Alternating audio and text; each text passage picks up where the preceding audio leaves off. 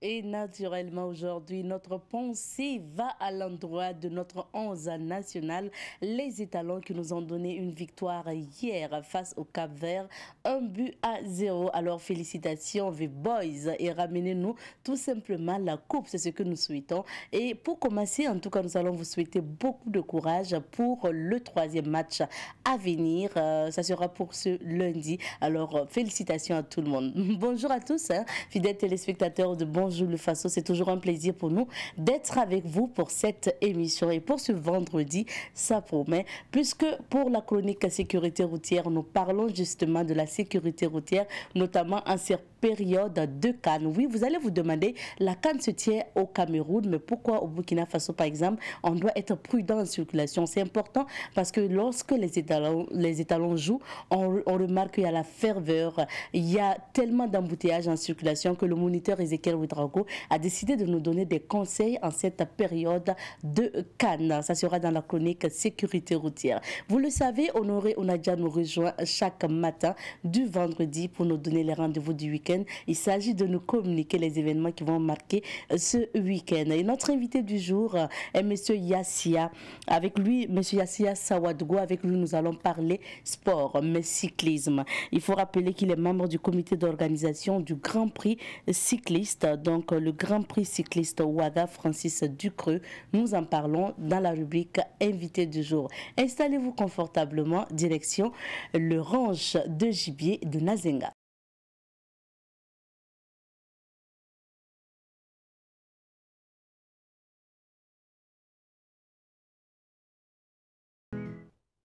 Et vous le savez, depuis lundi, nous vous parlons de ce ranch de gibier de Nazenga qui a été créé en 1979, il faut le rappeler.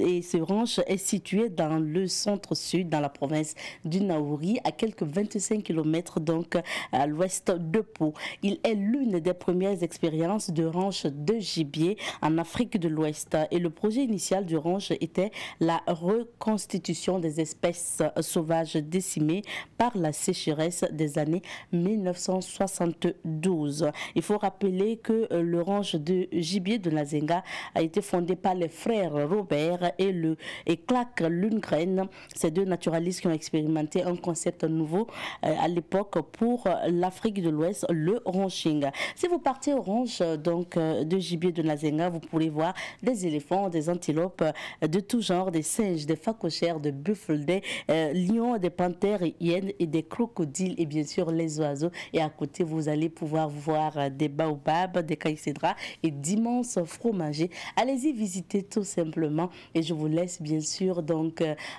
écouter notre guide du côté du ranch de gibier de Nazenga. Il s'agit de monsieur Oseni Ganemtore qui nous parle de ce ranch.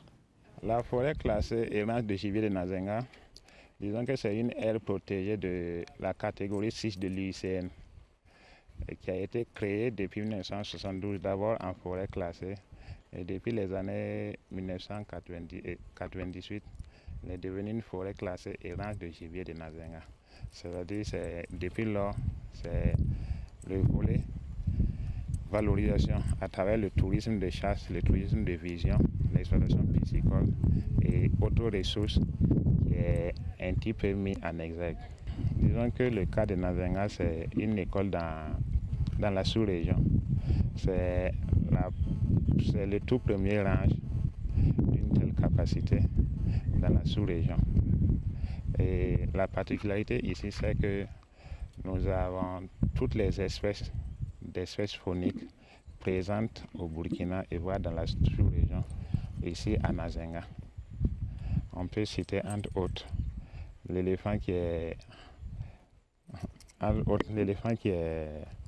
caractéristique de Nazenga. Nous avons les corps de biffon, les cobas, les défassas, les buffles, les deux types d'hyènes. Nous avons les liènes tachetées, nous avons les liènes rayées, nous avons aussi les crocodiles, nous avons les facos, nous avons au moins une quarantaine de variétés d'oiseaux. Au niveau de la flore aussi, disons que la flore de Nazenga c'est une forêt de type savanicole avec beaucoup de galeries forestières compte tenu des plans d'eau dont regorge Nazenga. La superficie de Nazenga est de 97 300 hectares. Voilà. Et disons que nous sommes situés à cheval entre deux régions, le centre-ouest et le centre-sud. Et une partie du range, notamment le côté sud, c'est fait d'office de frontière entre le Burkina et le Ghana. Les conditions d'accès, les conditions sont à deux niveaux. Il y a pour les conditions d'accès pour un expatrié et les conditions d'accès aussi pour les nationaux. Pour les expatriés, disons que c'est un prix assez abordable de 11 000 francs pour les expatriés. Et pour les nationaux, le prix d'accès est à 1200 francs. Et les taux de fréquentation?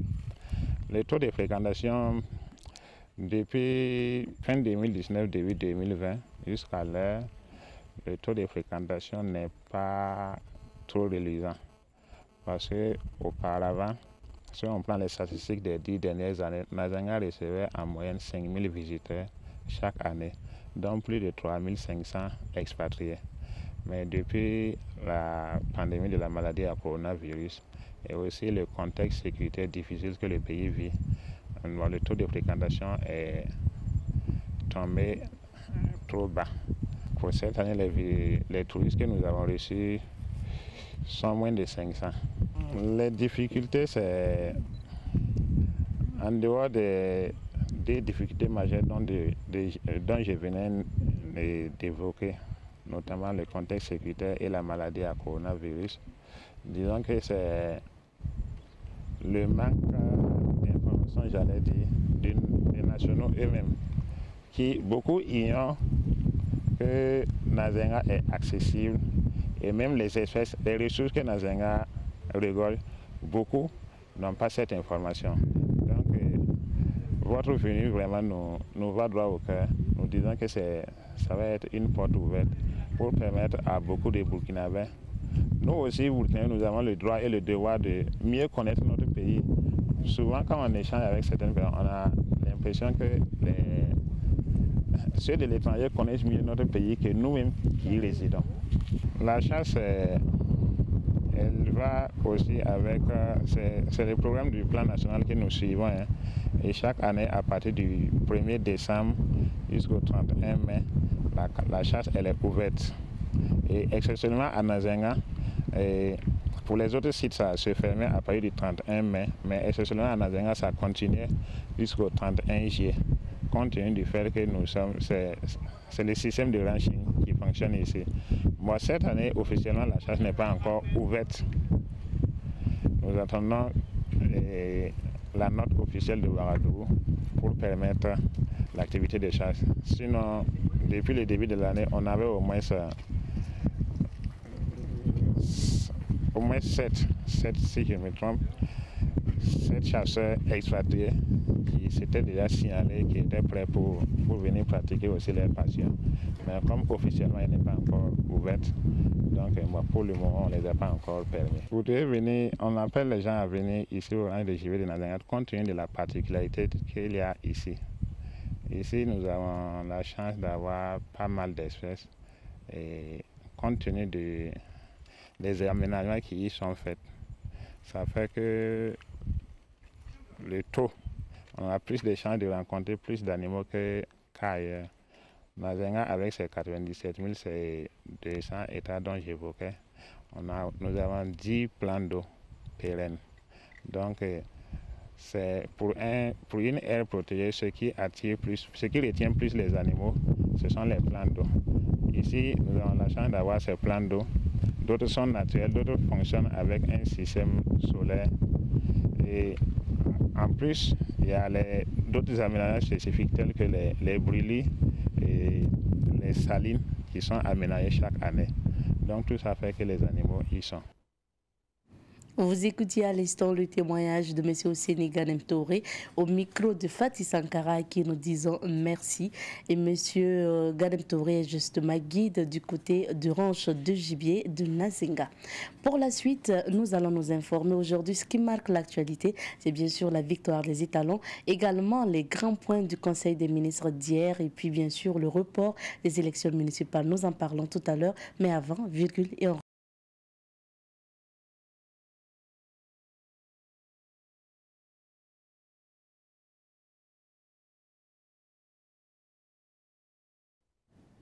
Et comme ça, et comme chaque vendredi du mois, nous retrouvons Eladj Soumaïla Rabo pour la revue de presse. Bonjour et bienvenue. Merci Abzeta, bonjour, bonjour à toutes et à tous. Nous découvrons les unes des différents quotidiens avec vous. Oui, merci. En commençant par le journal Le Quotidien. Abdoulaye Bari, à propos de la situation nationale, Abdoulaye Bari est journaliste.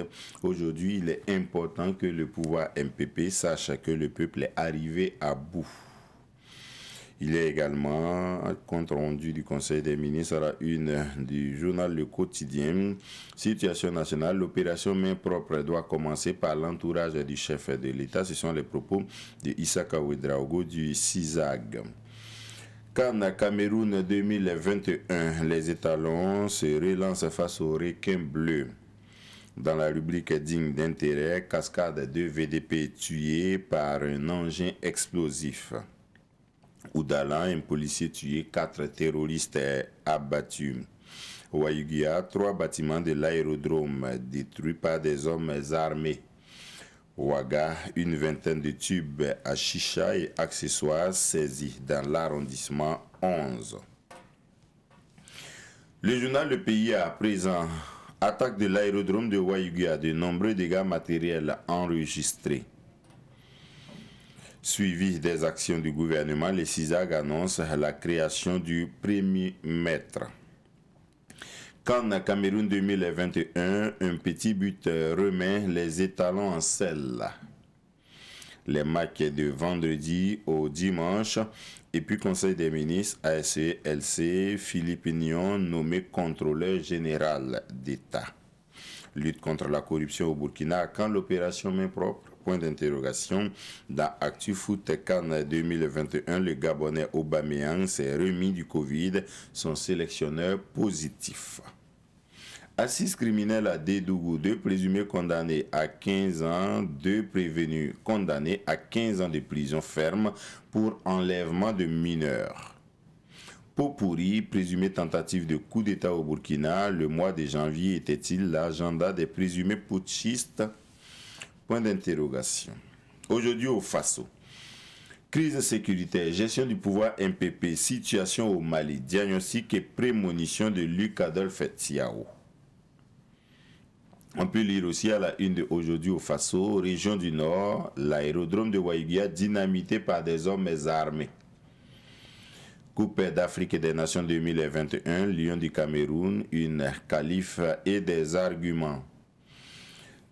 Sanctions contre la transition au Mali, alignement des planètes des 27 de l'UE et de la CEDEAO UEMOA. Cap-Vert 0, Burkina 1, opération, bonne opération des étalons. Conseil des ministres, coup d'État a manqué, 10 militaires et 5 civils arrêtés. Le DG de la MOAD débarqué, ASC-LC, Philippe Néry Couton-Nyon, contrôleur général d'État. De nouveaux gouverneurs pour la boucle du Moun, le Nord, le Sahel et l'Est. Justement, c'est ce dont on parle également au-dessus de la manchette de l'Observateur Palga. Conseil des ministres, le DG de la MOAD démis de ses fonctions.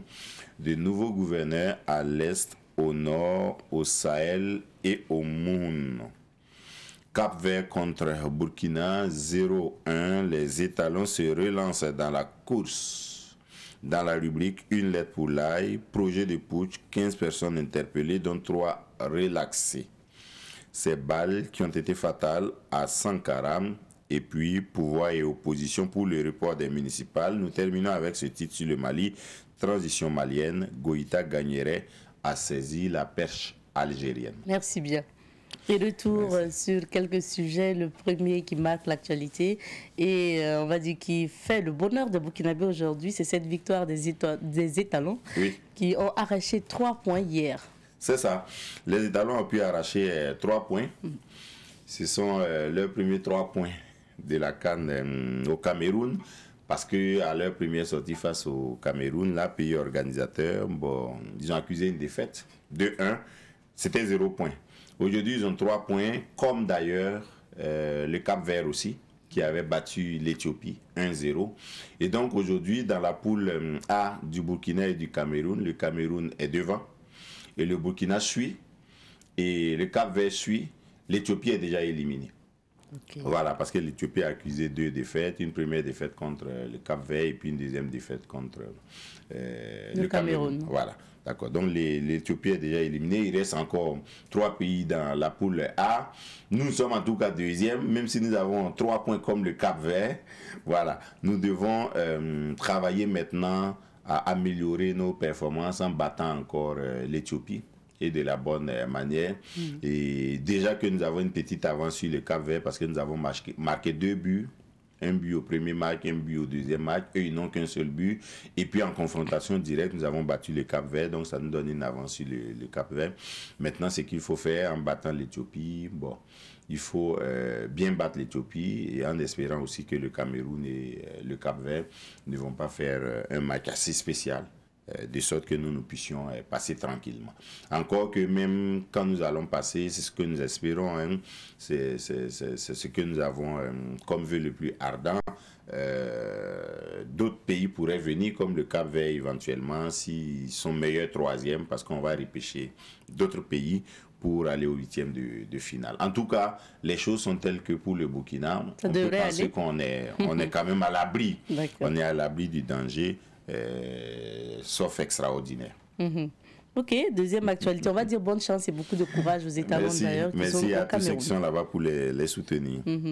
Deuxième actualité, on s'intéresse au point du Conseil des ministres d'hier et l'affaire tentative de déstabilisation des institutions revient. Oui. Le ministre des Armées et des anciens combattants, le général Aimé Barthélemy Simporé, a expliqué à la presse, après le Conseil des ministres, qu'il a fait un point au Conseil des ministres concernant ce dossier tentative de déstabilisation des institutions de la République, un dossier qui est aux mains du tribunal militaire depuis autour du 8 janvier comme ça. Mais c'est en tout cas le 11 janvier que le tribunal militaire a communiqué là-dessus. Et quand le tribunal militaire communiquait sur la question, on était à 8 militaires interpellés pour les besoins de l'enquête. Et à la date d'hier, selon le point que le ministre des Armées a refait, on était plutôt à 15 personnes interpellées, 10 militaires, 5 civils. Et sur les 15, 3 ont été libérés. 2 civils et 1 militaire, et 12 sont toujours retenus en détention préventive, dont le lieutenant-colonel Emmanuel Zungrana. À propos d'Emmanuel Zungrana, vous savez qu'il a quand même été au front, et pendant longtemps quand même, parce qu'à Waïgia, au 12e RIC, il a géré les troupes là-bas avec plus ou moins du succès quand on connaît ce qui est arrivé à la zone de Titao dans le Lorum, jusqu'à ce qu'il soit débarqué au profit d'un autre chef militaire là au 12e RIC à Waïgia.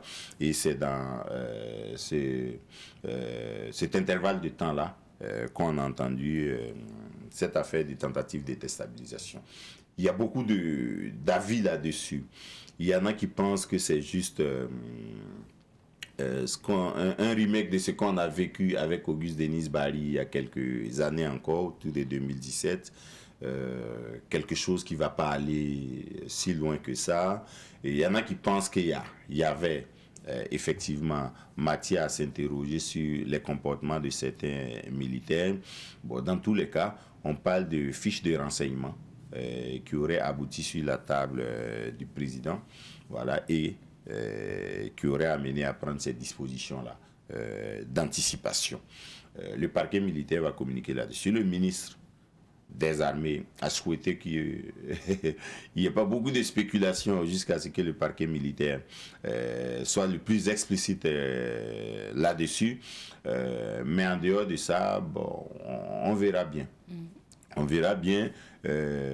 Ça peut être une vraie tentative de déstabilisation qui était en cours. Ça peut être aussi un pétard mouillé. Et donc, les jeux sont ouverts jusqu'à ce qu'on nous situe. Voilà. On suivra de près cette affaire-là. En dehors de ça, il y a eu d'autres questions en Conseil des ministres. Vous avez dit, notamment l'annonce d'un vrai problème de grippe aviaire au Burkina, parce que beaucoup de fermes d'élevage, d'aviculture ont été menacées ces dernières semaines-là et décimées même. Pour certaines fermes. C'était le cas chez Lagi Sidnaba, par exemple, où il a perdu 2000 poulets à Komsilga. Quand nous faisions le reportage dans sa ferme, on ne savait pas de quelle maladie il s'agissait, mais les prélèvements avaient été faits. Le ministre en charge des ressources animales, qui est aussi le ministre de l'Agriculture, Moussa Kaboré, a expliqué hier que les soupçons ont amené ses services techniques à prendre des dispositions un peu tôt pour vérifier en laboratoire, autant au Burkina qu'à l'extérieur, et pour avoir la confirmation finalement qu'il s'agit de la grippe aviaire. La grippe aviaire que nous avons connue par le passé. Et si c'est effectivement la grippe aviaire, comme il le dit, c'est vraiment une vraie menace.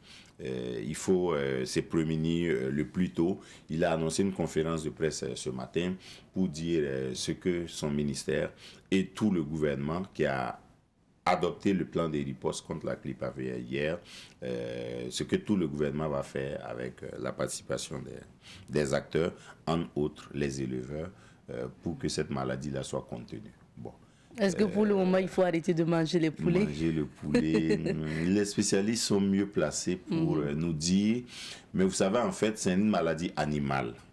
D'abord, c'est une maladie animale et la contamination chez l'homme est très faible. Mais on ne sait jamais. Vous savez, comme nous avons suivi le dossier il y a quelques années, quand il y a eu la grippe aviaire au Burkina par le passé, ça avait été découvert à Gampela, dans la zone du Prince. C'est comme ça qu'on l'appelle, le promoteur d'ici à Gampela. Il y avait eu beaucoup de conférences, d'explications, d'émissions là-dessus. La contamination à l'homme est très faible, mais ce n'est pas exclu. C'est pourquoi il faut être très prudent. Et généralement, quand ça doit arriver, c'est ceux qui manipulent beaucoup les poulets et la volaille, ou ceux qui sont dans les fermes, ou après ceux qui égorgent et puis qui plument, voilà, la volaille, tout ça. Et il y avait eu quelques cas comme ça, très rares. Voilà. Maintenant, la consommation, bon, les spécialistes préfèrent que les gens cuisent bien les aliments. Voilà. Donc, si on doit manger du poulet, il faut vraiment bien cuire, voilà, pour être sûr qu'on est à l'abri. Éviter de manipuler beaucoup. S'il y a des poulets, parce qu'essentiellement ça touche cette catégorie de volailles-là, qui meurent, il faut faire attention à la manipulation et puis incinérer le plus rapidement. Et puis séparer des poulets qui ne sont pas malades. Voilà, ça aide. En attendant que les spécialistes expliquent mieux, c'est ce que moi je peux donner comme quelques conseils que j'ai retenus de mes reportages d'il y a une dizaine d'années maintenant. D'accord, on aura plus de précisions. En dehors de ça, au Conseil des ministres, il y a eu quelques changements de gouverneurs, notamment. Ce sont des régions qui sont vraiment sous menace terroriste, au Sahel, dans la boucle du Moun, au nord, essentiellement. Ce sont ces régions-là qui sont concernées, et puis l'Est aussi. Donc ce sont les régions vraiment sous menace terroriste qui voient leur gouverneur changer. Curieusement, le plateau central n'est pas venu. Alors que le plateau central n'a pas de gouverneur, depuis peu, le gouverneur est devenu secrétaire général du gouvernement. Peut-être que ça va venir au prochain Conseil des ministres. Et puis il y a aussi la désignation donc officielle désormais de Philippe Nion pour remplacer Luc Ibriga comme contrôleur général d'État à la SCLC. Voilà. Lui qui attendait son successeur. Il attendait impatiemment son successeur, voilà, parce qu'il a passé tout le temps à préparer ça, même si les délais sont un peu dépassés. Pour terminer, nous allons parler de ce report des élections municipales. Oui, oui, oui. Vous savez, le dialogue politique s'était tenu l'année passée. Il avait acté le report d'1 an des élections municipales pour désigner les conseillers municipaux et puis les maires. Et puis, normalement, on devait préparer les élections pour le 15 mai prochain. Il se trouve que la CENI était encore dans l'évaluation de la situation, dans les tractations, dans les préparations, jusqu'à ce que la Commission électorale nationale indépendante fasse le point hier au comité de suivi du dialogue politique. Vous savez qu'après le dialogue politique, il y a un comité de suivi composé de techniciens de la majorité de l'opposition pour suivre les recommandations et les décisions du dialogue politique. C'est ce comité de suivi-là du dialogue politique qui a eu une séance de travail hier au niveau du ministère de l'administration territoriale avec la CENI et qui a acté le report, un nouveau report des élections municipales et des élections municipales. Bon, ça veut dire concrètement que le 15 mai, il n'y aura pas d'élection. Maintenant, si le 15 mai, il n'y a pas d'élection, qu'est-ce qu'on fait? Est-ce qu'on installe des délégations spéciales ou est-ce qu'on repousse encore de 6 mois? Je crois que c'est la dernière possibilité qu'on a de reporter, parce qu'on ne peut pas reporter indéfiniment des élections. Il faut prendre une décision autre si manifestement ce n'est pas possible de tenir les élections. Donc il y aura une autre rencontre fin janvier, à peu près fin janvier, pour dire est-ce qu'il faut ajouter 6 mois encore au mandat des conseillers actuels et des maires actuels, ou bien il faut carrément les laisser partir et puis installer des délégués, des délégations spéciales avec à la tête des mairies des présidents des délégations spéciales qui sont les préfets. Voilà, c'est ça que le dialogue politique va décider dans quelques jours et on en saura davantage. C'est en tout cas une décision qui est totalement contraire à ce que la CODEL a demandé récemment. La coalition des OSC pour l'observation domestique des élections. Bon, on attendra de voir la réaction de la CODEL, puisqu'on va lui poser la question. Et d'autres acteurs aussi qui pensaient qu'il ne fallait pas donner raison aux terroristes en mettre à genoux nos institutions, parce que à malmener aussi nos institutions, c'est la preuve que nous gérons plus rien. Ce sont les terroristes qui font notre agenda, qui font le programme du pays, qui organisent pratiquement toutes les activités institutionnelles que nous avons. C'était ça l'inquiétude de la CODEL, c'est aussi fondé, mais reporter les élections, c'est pas non plus une décision malvenue, parce que c'est au regard de la situation actuelle du pays.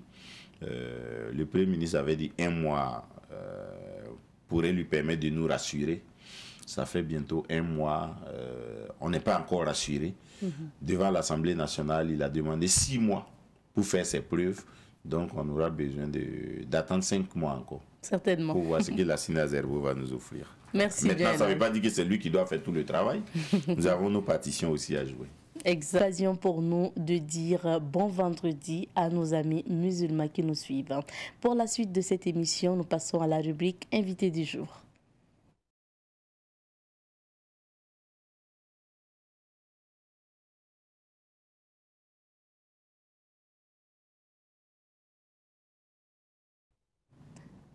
Aujourd'hui, nous parlons cyclisme. Dans la rubrique invité du jour, nous recevons pour vous M. Yassia Sawadgo. Il est le directeur des sports et loisirs de la commune de Ouagadougou. Par ailleurs, secrétaire général du comité d'organisation du Grand Prix cycliste Grand Ouaga Francis Ducreux. Bonjour à vous, M. Sawadgo. Bonjour. Bienvenue sur notre plateau. Merci. Alors, Monsieur Sawadgo, avant de parler de cyclisme, c'est sûr que vous avez suivi le match des étalons hier et surtout la victoire donc, de ces hommes de Kamoumalou. Alors, dites-nous quel sentiment vous anime ce matin, le lendemain justement de la victoire des étalons. Ben, il faut dire que je suis très heureux et cette victoire nous donne une bouffée d'oxygène parce que c'est une victoire qui nous ouvre les portes des huitièmes de finale. Et qu'il fallait forcément faire cette victoire, sinon on risquait de plier les bagages et puis revenir au pays. Est-ce que vous pensez que quand même avec cette victoire, on peut compter encore sur les étalons, surtout pour nous ramener la CAN ou aller encore plus loin dans cette compétition, dans cette CAN 2021 au Cameroun? Ben, il faut dire que, c'est-à-dire que quand dans le regard, tous ceux qui connaissent quand même un peu le sport font confiance à ces jeunes-là. Parce que quand on regarde, on sait que c'est un groupe qui a évolué ensemble et qui se comprennent très bien, malgré le Covid qui nous fait des surprises désagréables. Bon, moi, je crois que ces enfants peuvent aller très très loin dans cette compétition et pourquoi pas nous ramener cette canne pour le bonheur de la population burkinabé qui vraiment est vraiment dans le besoin pour quand même donner un peu de baume dans le cœur de nos différents déplacés, le pays qui est en détresse.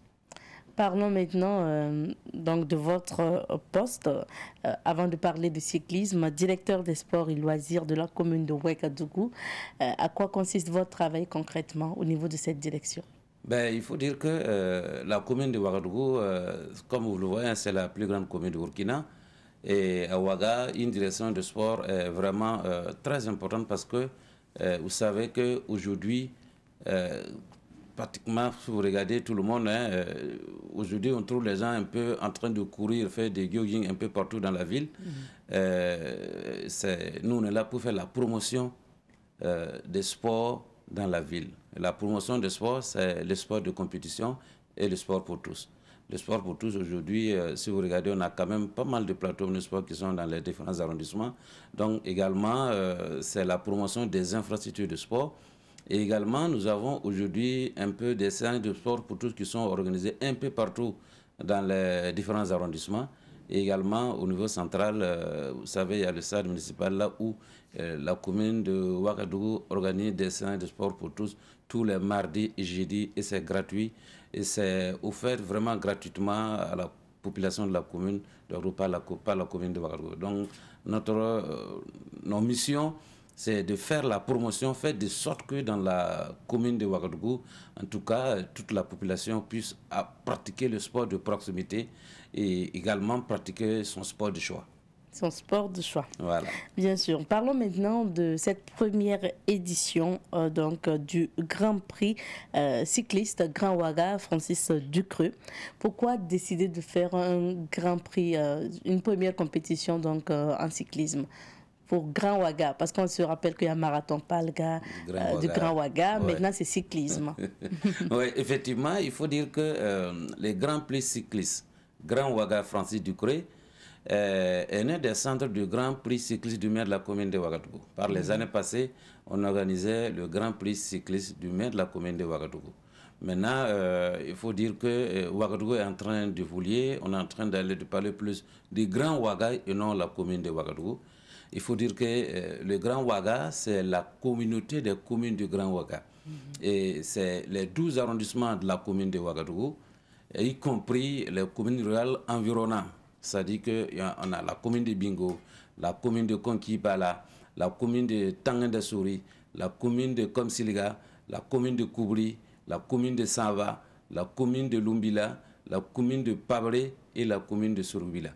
Donc ça fait les 9 communes rurales qui sont autour de Ouaga, plus les 12 arrondissements de la commune de Ouagadougou qui forment la communauté des communes de Grand Ouaga. Donc cette compétition, il faut dire que paix à son âme, Francis Ducreux, qui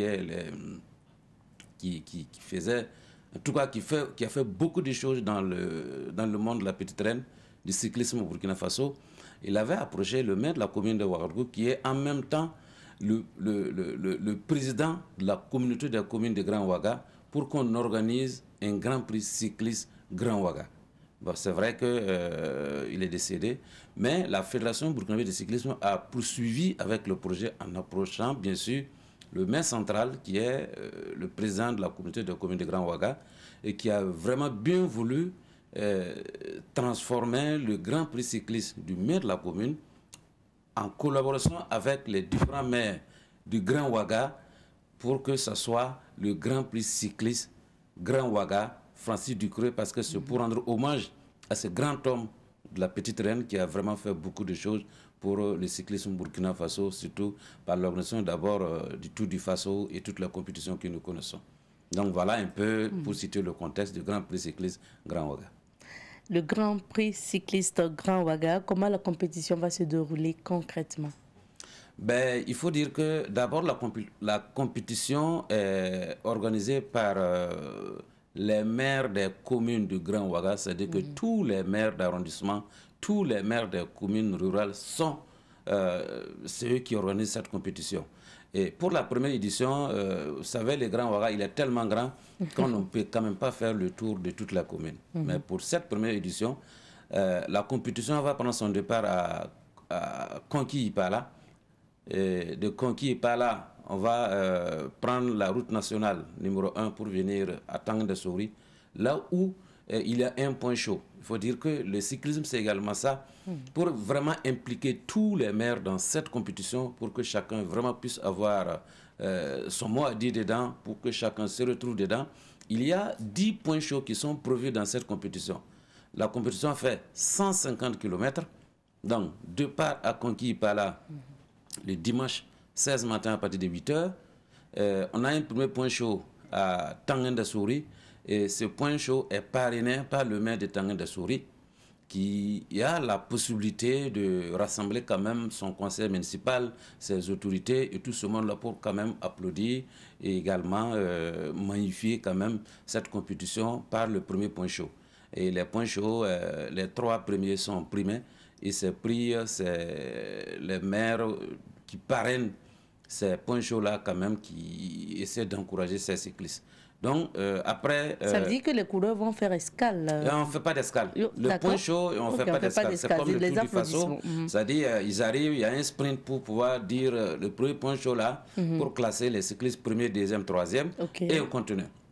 Voilà, donc, mais dès qu'on va lancer la course à Konki-Ipala, le comité d'organisation se déporte à Tangandasouri pour attendre les cyclistes avec les autorités de Tangandasouri pour pouvoir faire le premier point chaud.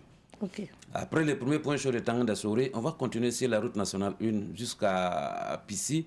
Et également, le deuxième point chaud, c'est en face de la mairie de Boulmigo. Et ce point chaud est parrainé par le maire de l'arrondissement 8. Et également, c'est la même chose.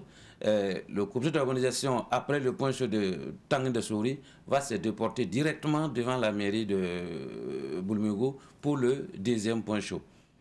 Le deuxième point chaud, dès qu'on va dépasser la mairie de Boulmigo, au feu de la station totale de Pissi, on va tourner à droite pour venir passer vers le château d'eau et rejoindre la voie qui passe devant votre chaîne pour aller à Komsilga. Donc le troisième point chaud, c'est à Komsilga. Et ce point chaud également est parrainé par le maire de Komsilga. Donc de Komsilga, on va juste faire ça c'est devant le commissariat de Komsilga. Donc on va juste continuer ces 100 mètres à un rond-point, la bifurcation qui va vers la mairie de Komsilga. Donc on va tourner, revenir avec la même voie, revenir à Ouaga. Après les fêtes du 75e anniversaire, au niveau des cités, il y a une voie, un goudron qui bifurque à droite. Donc on va emprunter cette voie, aller passer vers devant l'hôtel Palace. Maintenant, voilà. Là, évitez de citer certainement les noms des hôtels et autres pour ne pas faire comme ça. Dit qu'on prend la voie de Ouagadougou. Et puis on continue jusqu'à en passant devant l'ambassade des États-Unis, jusqu'à aller croiser la route de Pau.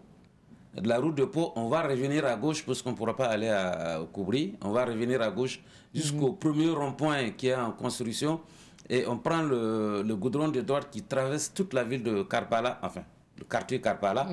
Et non, il y a d'abord un point chaud, le 4e point chaud.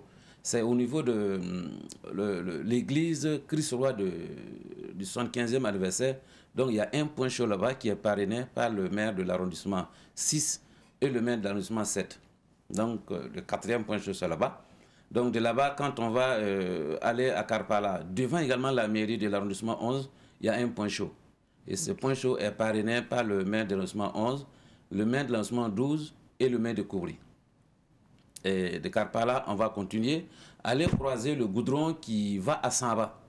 Parce que si on prend ce goudron tout droit, on va venir jusqu'au niveau du château d'eau de... C'est pas encore ce quartier. Mais en tout cas, on va croiser une voie avec des lampes solaires qui va directement vers le marché de Samba. Voilà, donc on va faire au niveau du marché de Samba, on prendra à gauche le goudron qui revient vers la route nationale numéro 4. Voilà, la route de Fada. Et il y a également un point chaud à Samba. Et ce point chaud, c'est en face de la préfecture de Samba. Et ce point chaud est parrainé par le maire de Samba. Donc, de là-bas maintenant, il y a une nouvelle voie avec les plaques solaires qui va rejoindre la route de Je n'aime pas dire la route de Fada parce que ceux-là, ce ne sont pas des gens qu'il faut prononcer leur nom matinalement. Je préfère dire la route de Coupéla. Voilà. Donc, au croisement de cette voie, on va remonter vers la voie de contournement. Donc, au niveau de la voie de contournement sur la route de Fada, bon, voilà. Donc, on prend à gauche pour, sur la voie de contournement pour rejoindre la route de Kaya, la route nationale 3. Donc, à partir de ce niveau, on va tourner, revenir sur la route nationale 3 en venant maintenant vers Ouaga. Et dès qu'on va tourner en face de la cité à la station SKI, il y a également un point chaud. Et ce point chaud est parrainé par le maire de Lumbila. Donc, ça, c'est le point chaud de Lumbila. Il est parrainé par le maire de Lumbila. Et de là, maintenant, on prend la route nationale 3, on revient à Ouaga jusqu'au rond-point de Kosodo. Rond-point de Kosodo, on va tourner à gauche, revenir vers l'échangeur de l'Est. Voilà, au niveau de l'échangeur, on va prendre la route nationale 4 pour revenir maintenant vers l'hôpital Yalagodo. La compétition se termine où finalement? Non, c'est presque fini. L'hôpital Yalagodo, oui. Au niveau de feu du CMLS, on prend l'avenue Conseil de l'Entente pour aller croiser la Charles de Gaulle. Oui. Boulevard Charles de Gaulle maintenant, on va aller...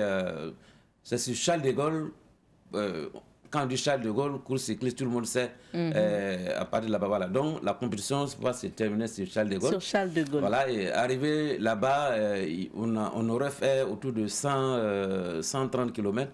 Et il y a 5 tours qu'on doit faire sur Charles de Gaulle, qu'on appelle un critérium de 5 tours. Et là-bas également, le premier tour est parrainé par également les différents maires. Nous avons, je regarde rapidement, hein, le maire d'arrondissement 4, le maire d'arrondissement 10 et le maire de Pabré qui vont parrainer le premier tour. Le deuxième tour est parrainé par le maire de l'arrondissement 9, l'arrondissement 3 et le maire de Komsilega. Et le troisième tour est parrainé par le maire de l'arrondissement 1, l'arrondissement 2 et le maire de l'arrondissement 5. Donc, vous voyez, nous avons une vingtaine de maires qui vont parrainer ces différents points chauds. Et puis maintenant, il y a l'arrivée finale, parce qu'il y a les 2 derniers tours. Ça, c'est juste pour permettre aux cyclistes de terminer bien et trouver qui est les champions.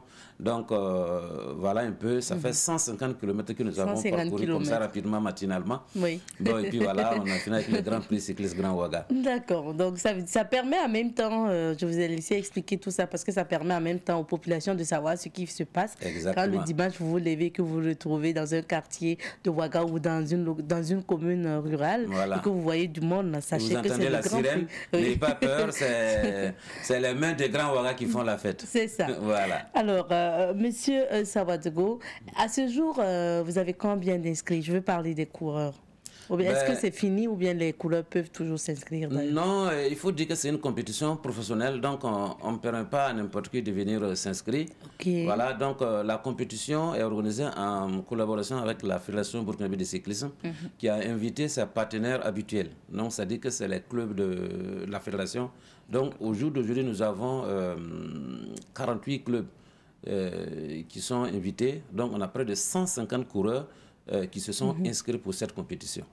Ok, 150 coureurs. 150 coureurs, voilà. Et ça, c'est seulement les hommes, hein, parce qu'il y a... En attendant que les cyclistes quittent Conquis par là pour arriver sur Charles de Gaulle, il y a une course cycliste des dames qui sera organisée sur place, parce que Grand Ouaga, c'est ça. On ne peut pas oublier également notre moitié. Donc, il y a une course cycliste des dames qui sera organisée sur place, et cette course sera lancée à partir de 9h, en attendant que les hommes arrivent. D'accord. Ça dit qu'en tout cas, là pour les femmes, c'est une course inclusive. Ok. Voilà. Et pour les femmes, ça se passe sur Charles de Gaulle. C'est Charles de Gaulle, voilà. Donc le matin, à partir de 8h, il faut que toute la population déjà puisse se converger sur Charles de Gaulle pour d'abord supporter les dames, en attendant que les hommes arrivent. On va s'intéresser quand même au prix. Vous avez dit que vous l'organisez en collaboration avec la Fédération burkinabé de cyclisme. Quels sont les prix disponibles que vont remporter les lauréats? Il faut dire que c'est comme je le dis, hein, le Grand Prix cycliste, c'est également ça. Il y a d'abord tous les points chauds sont primés, parce qu'il y a 10 points chauds qui sont primés. Ok, déjà. Voilà, et le premier arrivé sur la ligne va empocher une somme de 350 000 plus un trophée. Le premier de tous les points chauds? Non. En fait, tu peux remporter le premier point chaud les 10 points chauds et ne pas être premier. Oui, voilà, donc c'est le premier de la course finale qui va empocher les 350 000 plus un trophée. Et à côté, il y a des prix maintenant offerts par chaque maire ou chaque mairie. Oui, il faut dire que c'est comme je l'ai dit, les points chauds sont parrainés par les maires d'arrondissement et les maires des communes rurales et tous ces points chauds sont primés. C'est-à-dire que dans cette compétition-là, chaque cycliste doit se fixer un objectif. Si je sais que je ne peux pas être premier, mais je vais engranger quand même les points chauds pour pouvoir empocher quelque chose. Par exemple, les points chauds, le premier est à 10 000, le deuxième à 7 500 et le troisième à 3 000. À chaque point chaud, c'est comme ça. Donc déjà, si vous remportez les 10 points chauds, ben, vous avez 100 000 francs dans la poche. En attendant le grand prix, bien sûr. Voilà. Alors, nous avons presque épuisé notre temps. Monsieur Sawadougou, quel est votre invite à l'endroit de la population burkinabé concernant ce grand prix et puis peut-être un mot à l'endroit de ceux qui vous accompagnent dans cette compétition?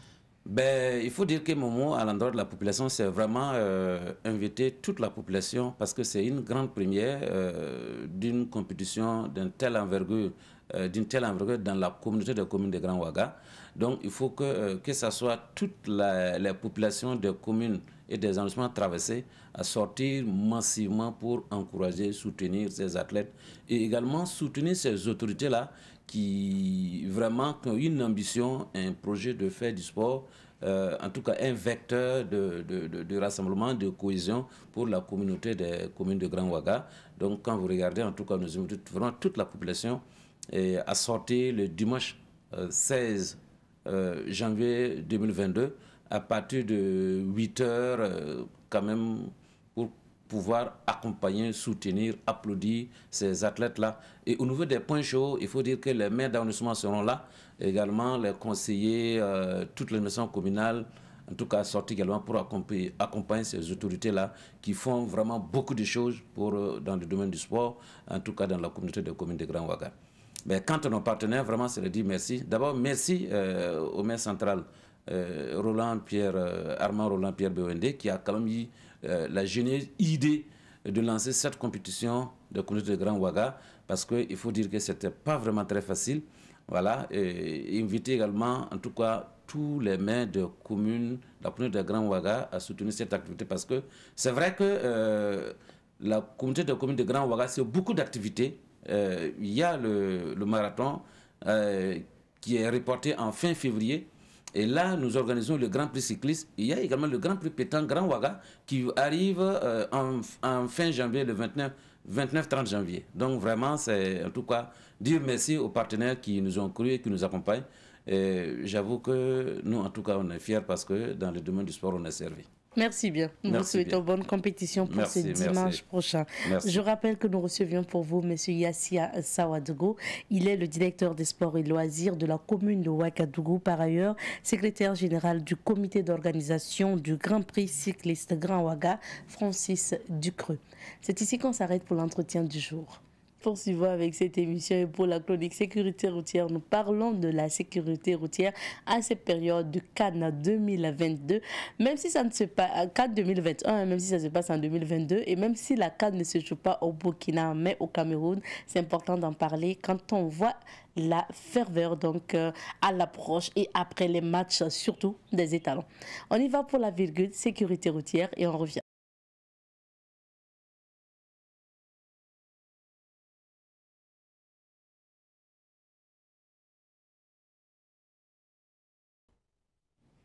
Et il est là, bien installé sur notre plateau, sportivement habillé, on va le dire, le moniteur Ezekiel Ouedraogo de Victoire Auto-École que nous retrouvons après ça. Moniteur, bonjour et bienvenue. Madame Nikema, bonjour. Bienvenue sur notre plateau et vous êtes bien sûr habillé en étalon. Bien sûr, oui. Je suis fier. D'accord. Vous êtes surtout fier de la victoire des étalons. Ah oui, la victoire d'hier. Très, très, très fier. Donc, c'est l'occasion de remercier les étalons pour leur victoire hier face au Cap-Vert, 1-0. Nous sommes encouragés. Vous avez donc les félicitations de tous les Burkinabés. Vous avez les félicitations de Victoire Auto-École. Courage, la coupe revient au Faso. Inch'Allah. Ah oui. Moniteur, aujourd'hui, on s'intéresse à la sécurité routière en cette période de Cannes 2021. Alors, on se demande bien quel est le lien, surtout que la Cannes ne se joue pas au Burkina. Bon, quand on parle de football et de sécurité routière déjà, quel est le lien qu'on peut Absolument, établir? il y a un grand lien. C'est un événement important, un événement généralement qui suscite beaucoup de déplacements. Hein? Pour ce qui même des déplacements aériens, des déplacements terrestres. Il y a tellement de déplacements pour se rendre au stade, hein? Et pour se rendre dans les différents endroits où et pouvoir suivre le match en direct sur les écrans. Donc dans les déplacements, ce n'est pas sans risque. C'est important. Donc il y a un lien étroit entre donc, le football, la CAN et les accidents de circulation. C'est clair. Donc dans les déplacements, nous devons redoubler davantage de prudence pour que la fête de la CAN se passe dans les meilleures conditions, sans accident de circulation. Vous pensez qu'il y a le risque est élevé pendant ces périodes de Cannes? Par exemple, au Burkina Faso, on sait que la Cannes ne se déroule pas ici. Est-ce que le risque est élevé? Très bien. Le risque d'accident. Voilà, ok, bien. Vous voyez là que c'est au Cameroun donc les matchs se déroulent. Mais d'un coup, c'est dans le monde entier parce que tout le monde suit les matchs. Aucun match ne va nous rater. Nous suivons ça de près. Donc, tout ce qui se passe, les mouvements qui se passent au Cameroun, c'est les mêmes mouvements qui se passent ici. Hein? C'est vrai qu'au Cameroun, ils ont mis en place donc, un plan de circulation, mais c'est insuffisant. Nous revenons encore pour interpeller les usagers de redoubler davantage de prudence et de vigilance pour pouvoir éviter donc les accidents et que la fête de la CAN se passe dans les meilleures conditions. C'est important. Donc, au Burkina, c'est comme si la CAN se passe au Burkina. Parce que nous n'allons pas rater un seul match. Hein, tous les matchs seront suivis jusqu'à la rediffusion, jusqu'à la fin de la CAN. Donc, la prudence et la vigilance donc, sont à l'ordre du jour. C'est important pour pouvoir échapper à l'accident et finalement qu'on puisse faire la fête de la Coupe d'Afrique des Nations 2022 dans la bonne santé, sans accident de circulation. Oui. Et moniteur, si on devrait s'intéresser au Cameroun justement à l'aller ou donc à la sortie des stades notamment, quelles sont les précautions à prendre aussi? Regardez par exemple l'image 1, avec la complicité donc de la réalisation, si on peut avoir l'image 1. Voilà, vous voyez là, le stade est rempli de monde. Vous voyez là. Ça, c'était à l'ouverture. Voilà. Alors donc, et ici, vous voyez ce beau monde-là. Ils ne vont pas rester là-bas. Ils vont rejoindre leur domicile à la fin du match. Alors, vous voyez comment c'est pas simple de rejoindre ce soir dans toute cette ambiance-là, dans la circulation, quand ils vont replier. Alors donc, il y a lieu après le match. C'est important. Voilà donc, de redoubler davantage de vigilance et de prudence pour pouvoir rejoindre ce soir en toute bonne sécurité routière. Donc, à l'aller encore ça va, mais le retour à la maison, surtout l'équipe qu'on supportait, est-ce qu'on a gagné? Si on n'a pas gagné, alors le découragement peut nous faire perdre le contrôle donc, du volant ou encore perdre le contrôle du guidon de notre moto. C'est important. Oui, à la fin du match, surtout les perdants ne se retrouvent pas. Et la route ne connaît pas ça. C'est ça qui est dommage. La route ne connaît pas que vous avez perdu votre match. Si vous faites l'erreur dans la circulation, pendant que vous êtes découragé, l'accident peut vous prendre. Alors que demain, déjà, vous pouvez vous récupérer. L'équipe, la seule équipe que nous soutenons, c'est les étalons. Alors donc, nous savons que tant que les étalons sont là, même si nous perdons, on a perdu avec le Cameroun à l'ouverture, et hier on a gagné. Alors donc, dans la suite des matchs, nous sommes encouragés et nous espérons gagner. Donc, nous allons donc prendre toutes nos précautions pour ne pas tomber dans le filet de l'accident dans tous ces déplacements. Voilà. Alors, moniteur, on va quitter le Cameroun, peut-être revenir au Burkina, parce qu'on sait que, surtout quand les étalons jouent, il y a quand même cette ferveur-là en circulation, déjà même avant le match, carrément souvent dans la matinée, jusque pendant le match, après le match. Oui, absolument. Bon, quelles sont les précautions aussi à prendre? C'est vrai qu'on supporte de loin, mais il y a quand même l'engouement autour de ce match, et puis des déplacements, des sifflets partout, absolument. Des cascades. Vous voyez comment je suis habillé, c'est comme ça que nous allons suivre les matchs. Hein? Un peu partout, on se regroupe devant l'écran. Nous suivons ça en direct. un peu partout, vous allez voir des écrans géants dressés, tout simplement pour le match. Donc, c'est le sport le plus passionnant au monde, le football. Et nous aimons ça. Donc, ça fait que, effectivement, il y a de la ferveur, comme tu l'as dit, madame. Beaucoup de dames ne s'intéressent pas au football, mais les hommes, presque 100% s'intéressent au football. Donc, nous sommes prêts pour trouver les meilleures conditions et nous rendre devant l'écran et suivre ça en public. Vous voyez, le football est intéressant quand on le suit en public. Dans les maquis, il y a des écrans géants qui sont dressés, donc il faut s'y rendre. Et dès qu'on se rend, il faut repartir chez soi, avec tous les risques liés à la circulation routière. Avec cette ferveur-là dont tu parles, il est effectivement important de redoubler davantage de vigilance et de prudence. Lors de cette canne, nous ne voulons pas tomber dans le filet de l'accident de circulation. Vous m'entendez? Afin que nous puissions faire la fête ensemble. Pas question de tomber dans le filet de l'accident cette canne 2022. Et pour ne pas tomber dans les filets de l'accident, quels sont peut-être les conseils que vous pouvez donner pour ceux qui se déplacent pour aller suivre les matchs?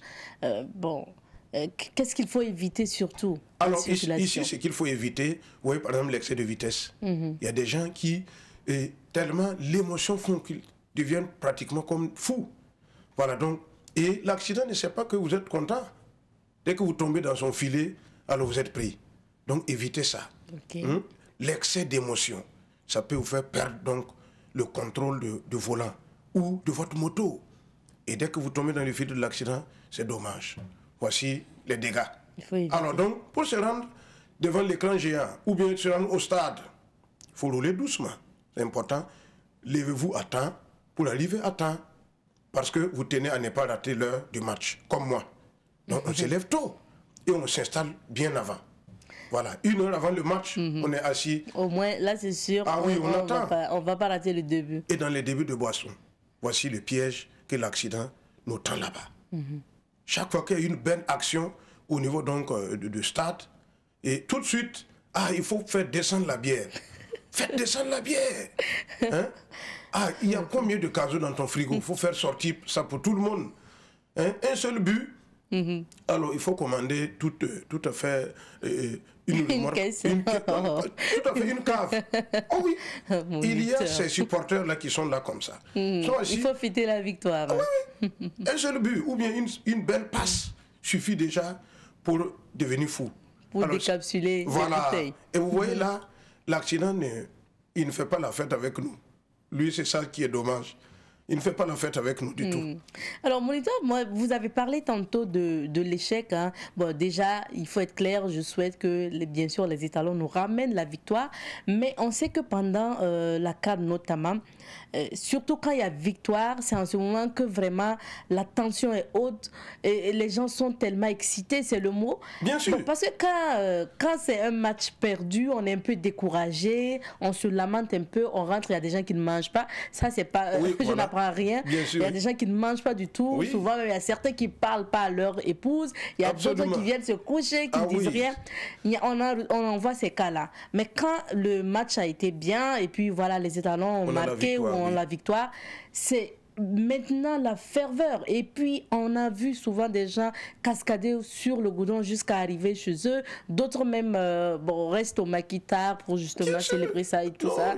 On souhaite bien que les étalons gagnent, mais écoutez, il ne faut pas aussi profiter de cette victoire-là pour causer d'autres problèmes. Absolument. Le match, la coupe, on l'aura, mais on voudra vivre la fête ensemble.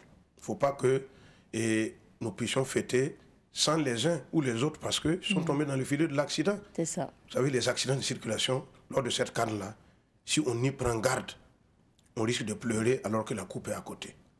Donc, n'abusez pas de l'alcool, c'est important. La drogue, hein, les cascadés là, tout ça pour manifester votre joie.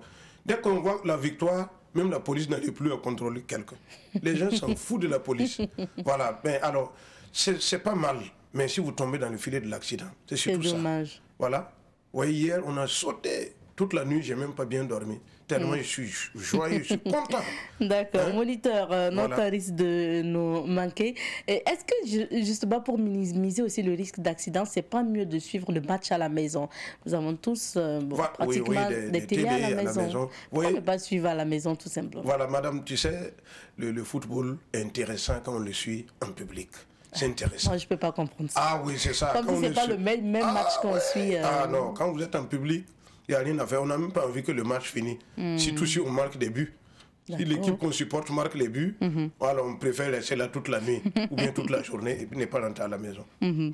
Donc en 2022, sans accident de circulation, dans le respect des feux tricolores, dans le respect des consignes de la sécurité, dans le respect des dépassements routiers, dans le respect donc de la limitation de vitesse, dans le respect donc des feux tricolores, dans la courtoisie routière.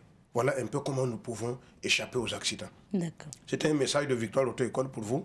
Alors nous tenons à ce que nous puissions avancer ensemble sans accident. Je dis bien sans accident. Ce n'est pas la peine de dire que les accidents diminuent. Qui veut être la victime? Personne, Donc sans accident. bien sûr. Voilà, merci. Merci à vous, moniteur. Donc bonne fête à nous et courage. Courage aux étalons. Salut à tous ceux qui sont au Cameroun, à Bafoussam, à Daloa, à Garoua. Vous êtes donc, vous avez nos salutations. Courage à vous. Merci de donc continuer dans ce sens-là.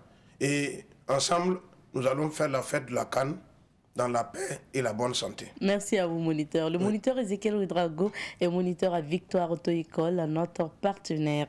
Alors, pour la suite de cette émission, nous accompagnons le moniteur avec ça, le temps de recevoir Honoré Onadia pour les rendez-vous du week-end. Pour la suite, nous sommes avec Honoré Onadia. Lui, il nous parle des événements qui vont marquer ce week-end. Et puis, justement, il vous permet donc d'avoir un programme pour ce week-end si vous n'en avez pas d'abord. Virgule et on revient.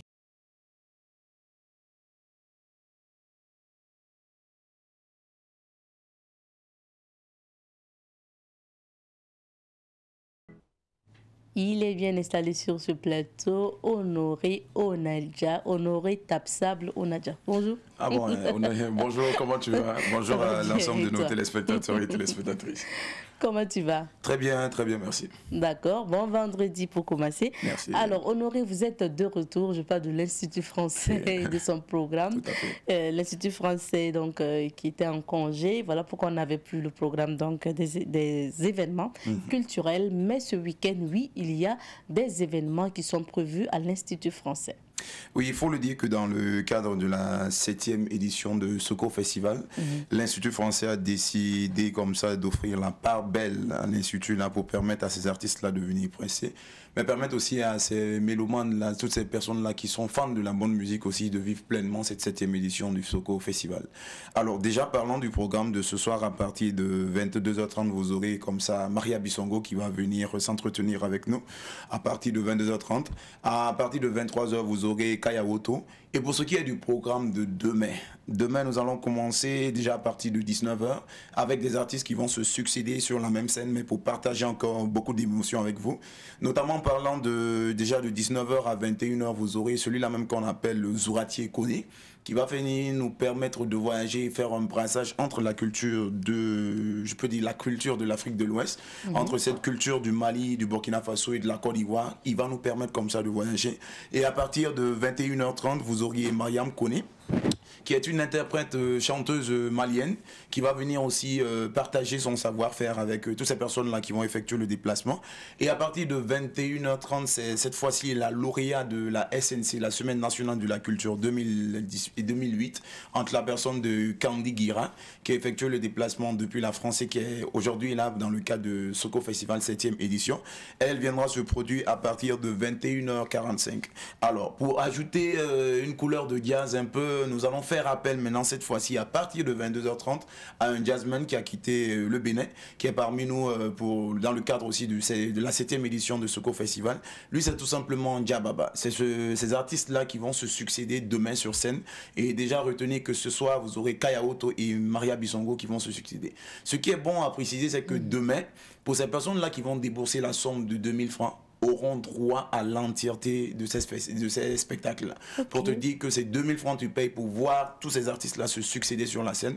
On n'attend pas juste après la prestation d'une autre personne te demander de payer. Non, tu payes 2000 francs uniquement que pour la soirée. Et là, tu vis pleinement cette édition de Soko Festival qui se tient déjà depuis le 12 et il va continuer son bonhomme de chemin jusqu'au 15. Bon, disons que c'est un week-end de musique. Tout à fait. À l'Institut français. C'est vrai. Mais pour ceux qui sont comme moi, qui aiment bien les endroits calmes, tranquilles, où ils peuvent découvrir des histoires passionnantes. D'accord. Il faut aller où? Ben, la seule adresse qu'on va vous recommander, c'est le Ciné Burkina. Okay. Le Ciné Burkina qui est présentement en train de projeter le film Mon Héros. C'est ce film-là époustouflant que l'on vous propose, un film vraiment que l'on recommande à plusieurs personnes, parce que ceux-là même qui ont suivi le film depuis le début de la production ne diront pas le contraire. C'est vraiment un film qui a été bien travaillé par ce grand réalisateur-là qui n'est autre que Niber Nikema. C'est ce film-là que l'on vous propose, séance de 18h30, 20h30, 22h30, et ce pour un prix d'entrée de 1500 francs et 2000 francs. Donc notre mot de passe désormais au niveau du Ciné Burkina, c'est 1500, 2000. Mais si on contribue plus que ça aussi, bon, on reçoit et puis voilà, on va encore produire des films encore pour venir projeter. C'est important. Tout à fait. Encourageons la culture burkinabé, comme tu le dis d'habitude. Quand on aime la vie, on va au cinéma. Tout à fait. Et pour terminer, revenons à la maison. Les rendez-vous de chez nous, les rendez-vous bien sûr de Savane. Ben, les rendez-vous de Savane, c'est cette émission que vous émettez avec le directeur de l'information qui n'est autre que 100 minutes pour comprendre. Cette émission-là qui permet à des invités d'échanger avec le directeur de l'information, entre la personne de Ismaël Rabo, sur un sujet donné. Et cette semaine, c'est-à-dire demain déjà sur l'ensemble du média, à savoir sur Savane TV et sur Savane FM, vous aurez à partir de 8h le mouvement Sauvons le Burkina qui va venir. En plus du mouvement Sauvons le Burkina, vous aurez des OST qui vont venir partager encore leur savoir-faire, mais qui vont venir encore communiquer sur un sujet donné, un sujet qui va permettre encore à d'autres personnes de donner leurs différents points de vue, mais qui va nous permettre aussi en tant que téléspectateurs ou auditeurs de retirer quelque chose de cet entretien-là. Donc retenez tout simplement, c'est demain à partir de 8h sur l'ensemble du média pour vivre pleinement, je peux dire, cette émission-là, 100 minutes pour comprendre, qui à partir de 2022 a décidé comme ça d'innover encore, de se rapprocher plus de la population à travers des thématiques du moment. Bien sûr. On sait qu'il y a beaucoup de points sur l'actualité qui seront certainement abordés. Si. Et puis, il y a ces organisations-là aussi qui annoncent des matchs, et des marches, du moins, je parlais de football pour parler de matchs, qui souhaitent organiser encore des marches pour le 22 janvier prochain. C'est sûr que ça va revenir sur la table. Et vous connaissez le directeur de l'information, Elhadj Soumaïla Rabo, pour justement ces entretiens très intéressants et puis très détaillés et qui amènent en tout cas ces invités à aller au fond de leurs idées. Merci à toi Honoré Onadia. Merci à toi et merci de ce week-end. À tout le monde et surtout bon week-end à toi et bon week-end à l'ensemble de nos téléspectateurs et téléspectatrices. Merci infiniment. Merci. Mais quand je te dis le range de gibier de Nazenga, est-ce que tu connais? Je découvre avec toi. Merci. Je t'amène dans le voyage du jour. Alors, nous partons à la découverte du ranch de gibier de Nazenga et c'est depuis lundi que nous y sommes installés pour vous faire découvrir ce ranch et qui a vu le jour en 1979 et ce qui se situe dans la région du centre-sud, dans la province du Naouri, à quelques 25 km à l'ouest de Pau. Alors, il est l'une des premières expériences de ranch de gibier en Afrique de l'Ouest. Le projet initial du ranch était la reconstitution des espèces sauvages décimées par la sécheresse des années 1972. Il faut rappeler que c'est l'œuvre donc des frères Robert et de Clark Lundgren. Alors, en visitant le ranch donc au gibier de Nazenga, vous pouvez voir des éléphants, des antilopes de tout genre, des singes, des phacochères, des buffles, des lions, des panthères, des hyènes et des crocodiles et puis bien sûr des oiseaux. À côté de cette faune, il y a une flore très intéressante. Vous verrez des baobabs, des caïcédras et d'immenses fromagers. Aujourd'hui, le ranch de gibier de Nazenga n'est plus au jour donc de sa beauté. Il a besoin de réaménagement et selon les gestionnaires, les visiteurs se font rares depuis quelques années. Donc, situation sécuritaire et situation sanitaire obligent malheureusement donc ces visiteurs à se faire rare. Mais nous vous invitons tout simplement à aller à Nazenga pour visiter ce ranch de gibier, donc de Nazenga. Nous vous invitons à pratiquer surtout le tourisme interne. C'est important en attendant bien sûr que les étrangers viennent compléter donc le nombre des visiteurs. Nous disons merci surtout à Fatih Sankara qui a visité ce ranch pour nous, qui nous a ramené des témoignages et des images. À vous fidèles téléspectateurs de Bonjour le Faso, nous vous disons merci infiniment de votre amour donc au quotidien, et merci à l'équipe de réalisation de cette semaine pour ce travail. Merci à l'équipe de production. Nous allons nous donner rendez-vous lundi pour d'autres aventures de Bonjour le Faso. En attendant, prenez soin de vous et n'oubliez pas la persévérance, c'est un talisman pour la vie. Prenez soin de vous. Allez, cuisse.